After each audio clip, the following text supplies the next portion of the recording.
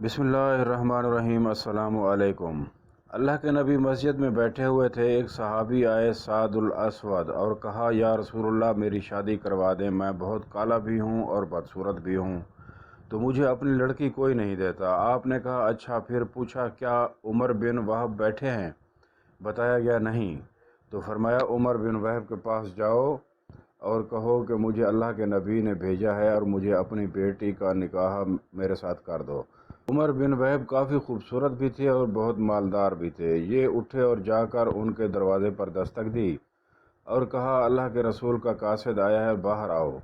باہر آئے تو دیکھا سعد الاسود کھڑے تھے۔ پوچھا کس لیے آئے ہو؟ جواب دیا اللہ کے نبی نے مجھے آپ کے پاس بھیجا ہے کہ اپنی بیٹی میرے نکاح میں دے دو۔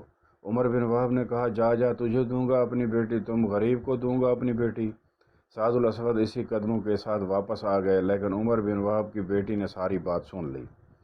بیٹی نے عمر بن وہب سے کہا ابا جان، آپ نے میرے نبی کی بات کو ٹھکرایا ہے، جاؤ جا کر ہاں کر دو، کہیں ایسا نہ ہو ہم تباہ و برباد ہو جائیں۔ آپ نے میری خاطر انکار کیا ہے نا کہ میری بیٹی گزارا کیسے کرے گی؟ آپ جا کر ہاں کر دیں، میرے نبی کا حکم ہے، میں گزار لوں گی۔ عمر بن وہب مجلس میں آئے تو سعد الاسود پہلے مسجد میں آئے بیٹھے تھے۔ اللہ کے نبی نے عمر بن وہب کو دیکھا تو کہا عمر بن وہب، آپ نے تو ہماری بات ہی ٹھکرا دی۔ کہا یا رسول اللہ میں نے نہیں ٹھکرائی، میں حاضر ہوں، یا رسول اللہ آپ میری بیٹی کا سعد الاسود کے ساتھ نکاح پڑھیں۔ 400 درہم حق مہر طے ہوا۔ آپ نے فرمایا سعد اپنی بیوی کو لے جاؤ۔ کہا یا رسول اللہ پیسے کہاں سے لاؤں؟ میرے پاس تو حق مہر ادا کرنے کے پیسے ہی نہیں ہیں۔ آپ نے فرمایا تم عبد الرحمن بن عوف کے پاس جاؤ اور ان سے کہو کہ اللہ کے نبی نے مجھے بھیجا ہے اور وہ تمہارا کام کر دیں گے۔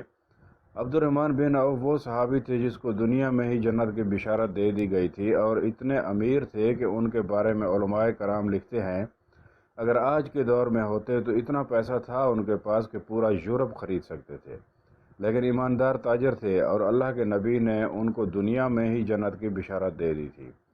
سعد اس کے پاس گئے، اللہ کے نبی کا پیغام دیا تو انہوں نے رقم کا بندوبست کر دیا، 400 درہم سے زیادہ پیسے جمع ہو گئے۔ سعد نے سوچا 400 درہم تو بیوی کو حق مہر دوں گا، باقی میں بیوی کے لیے کچھ تحائف لے لیتا ہوں، اور بازار چلے گئے۔ بازار میں داخل ہوئے تو اتنے میں اعلان ہوا کہ مدینے پر کچھ بدوؤں نے حملہ کر دیا ہے۔ جیسے ان کے کان میں آواز پڑی کہ مسلمان آؤ دفاع کرنے کے لیے، تو بیوی کے تحائف کا خیال ترک کیا، ایک گھوڑا اور تلوار خریدی اور لشکر میں گھس گئے۔ لڑتے لڑتے ان کا گھوڑا زخمی ہو کر نیچے گرا اور بدو نے ان پر حملہ کر دیا۔ اچانک دور سے اللہ کے نبی کی سعد پر نظر پڑی تو آپ سعد کے پاس آئے اور پوچھا یہاں کیا کر رہے ہو؟ تمہیں تو میں نے تمہاری بیوی کے پاس بھیجا تھا۔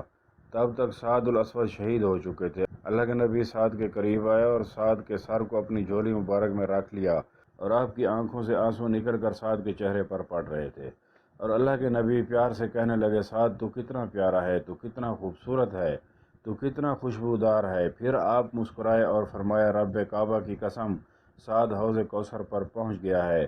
ایک صحابی نے پوچھا یا رسول اللہ ابھی آپ رو رہے تھے اور پھر اچانک مسکرا پڑے، یہ سمجھ نہیں آیا۔